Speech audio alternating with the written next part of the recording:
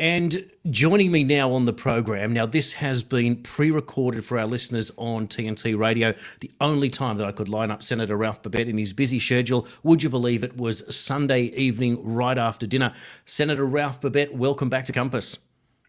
G'day, mate. And I actually haven't had dinner yet, so I'm looking forward to having dinner myself. In the office, 7:30 or so tonight in Melbourne, Australia. Just got back from Canberra a couple of days ago and catching up on all the work that I have in the office here. So thank you for having me on your show. I appreciate it, mate.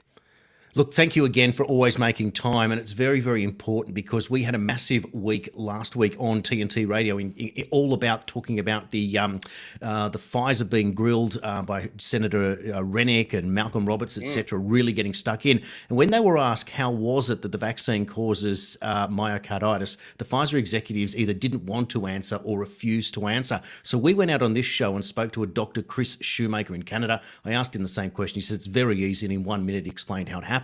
The very next day, we had Professor Retzef Levy from MIT, who's just located a brand new study. He's involved with the safety of drugs, and it comes out and he says it's not the spike protein in the current vaccine that's causing myocarditis. It's the platform of mRNA ongoing that is the likely cause of these diseases. So mRNA should be banned at this point. Now, you've come out with the vaccine indemnity bill. It's a big, big deal because now you're saying we should not be covering for the losses of these pharmaceutical companies. What happened when you went to the Senate, Ralph? What happened? Look, it was an interesting day. I tell you what, a lot of running around, a lot of phone calls, a lot of trying to convince my fellow senators to, in my opinion, do the right thing. And luckily, it paid off. So for your listeners out there that don't know what the vaccine indemnity bill is, I'll break it down for you very simply. At the moment, there are certain vaccines that are being used in Australia.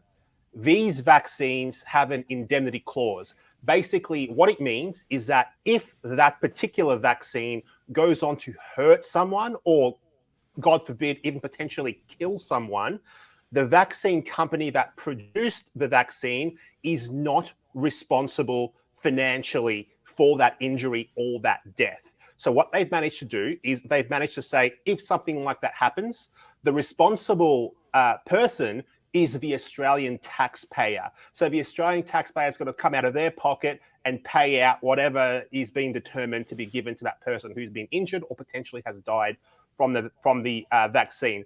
Very, very simple bill. All I seek to do is to say, hey, look, if one of your products hurts somebody, Big Pharma, instead of the taxpayer footing the bill, the government paying for that injury, you should be responsible for that instead. I'll give you an example. Let's say, for example, a car company makes a car, okay? They make a car, you get in that car, brakes are faulty, they're obviously faulty. You go on to have a car accident, you run off the road, you hit a tree, God forbid, right? Who should pay for that injury? Should it be the Australian taxpayer, the government, you out of your pocket right now as the taxpayer, or the manufacturer of that car? I'm saying that the company that made the car needs to be responsible for that car being safe before it goes onto the road and that it's not going to hurt anyone. It's as simple as that. Vaccine companies, if your product hurts someone, you're accountable. Now, people will say, they'll go out and they'll say, oh, look, if that's the case, maybe the vaccine companies won't sell us their product. That's absolute garbage.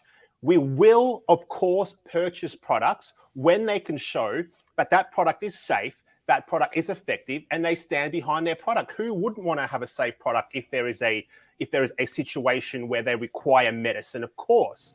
So, these companies at the moment, they're making all of the profit and they're taking absolutely zero risk because if something happens, they are not financially accountable. And what this does is it encourages, in my opinion, and I think I'm right, it encourages these big pharmaceutical corporations to take risks that they would otherwise not take. Because now, at the moment, they can just say, hey, we're not accountable financially. Don't worry about it. Release it. And it will not be as safe or as effective as it otherwise would be if they were on the hook for any damages that they cause. So that's it. It's very simple.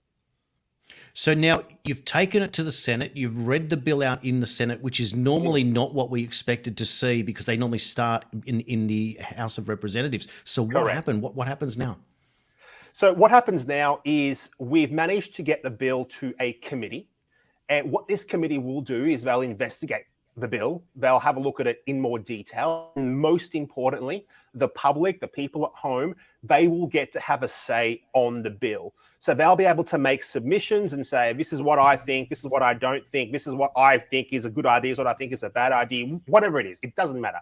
They just get to make submissions. Now, I'm hoping that people at home, they take 5, 10, 20 minutes, half an hour, however long they can, or they can donate to this and put a submission in. Now, a submission, it doesn't need to be War and Peace. It doesn't need to be a novel. It can be a half page of your thoughts about the bill. It can simply be, hey, I think this is a great bill, and I think that you, as our elected representatives, should pass it because I think that vaccine companies should be accountable for the products that they make. It can be as simple as that. If you're a doctor, if you're a lawyer, if you're involved in the space somehow and you have a bit more knowledge, absolutely go ham and spend as much time as you can on and put in a good thick submission. You're more than welcome to. Then we will go through the submissions. We will take it all into account, and then God willing, at some point, this bill will then come back up in the Senate for a vote, and hopefully we can pass it. This is a long way off, though. There are many hoops to jump through before we can get there. And I'm hoping that maybe sometime next year we can really get stuck in and get this back up into the Senate. But having said that, ultimately, it's up to the government. Obviously, the government at the moment is the Labor Party. They hold all the cards. Ultimately, they'll get to decide what happens. But if we apply enough public pressure, if we get enough people writing submissions, if enough people call their elected members of parliament, maybe, just maybe, we can get it up. It's a big deal. It comes from Ralph Babet, the senator from the United Australia Party. It's a big deal. The only man in the House. This might well be, Ralph, your Mr. Smith goes to Washington moment. One man standing up for what just seems to be logic. The idea that Big Pharma, who makes all the profit, gets to cover the losses. And if you've got two companies, let's say you've got Pfizer and Moderna standing next to each other, and you're the government, and one says, yeah, we'll indemnify our product, and the other says, no, well, don't you think that person's going to get all of the business? Senator Ralph Babet, thanks for your time today on Compass. Jason, thank you so much. And to all the listeners out there, get active, get involved. If you want to make change, real measurable change in our nation, doesn't come from me, doesn't come from Jason. It comes from you. You're sitting at home. You have the power. You're stronger than what you think you are. Don't let the system, don't let the government, don't let anyone make you feel like you don't have power, because you do. Your voice is important. Don't let them silence you. This is a great opportunity here to keep, these big pharma corporations accountable. Because if we let them get away with this now, all they're going to do is expand this way of thinking onto all of their other products that they will eventually release at some point in the future. And they're going to put us on the hook as taxpayers. Quality is going to go down, and it's not going to be a good time for anyone. So, Jason, thank you so much today. Thank you, mate.